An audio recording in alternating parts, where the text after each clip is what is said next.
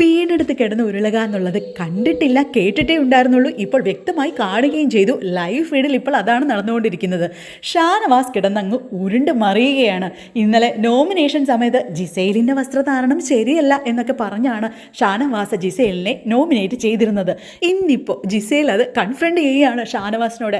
എന്താണ് ചേട്ടാ, ഒരാളെ ആദ്യ തവണ കാണുമ്പോൾ തന്നെ ഫസ്റ്റ് ഇംപ്രഷനിൽ വസ്ത്രധാരണം ശരിയല്ല എന്നൊക്കെ പറഞ്ഞ് നോമിനേറ്റ് ചെയ്യാൻ പാടുണ്ടോ? ഷാനവാസ് കിടന്നങ്ങ് വിയർത്ത് ഉരുളുകയാണ്.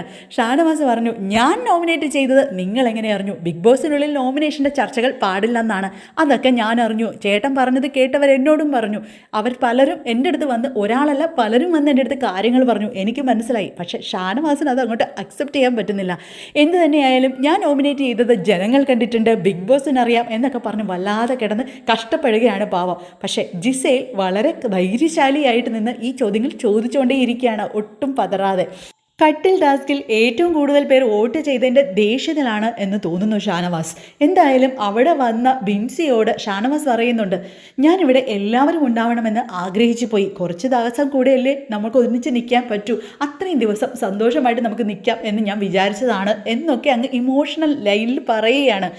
വേണമെങ്കിൽ നമുക്ക് ടാസ്ക് സമയത്ത് അങ്ങോട്ടും ഇങ്ങോട്ടും ഒക്കെ സഹായിക്കാൻ കേട്ടോ എന്നൊക്കെ പറയുന്നുമുണ്ട്. എന്തായാലും ആൾ നല്ല പേടിച്ചിട്ടുണ്ട്. ഗെയിം ചൂട് പിടിച്ച് പോവുകയാണ്. എന്തായാലും ജിസേൽ കലക്കി.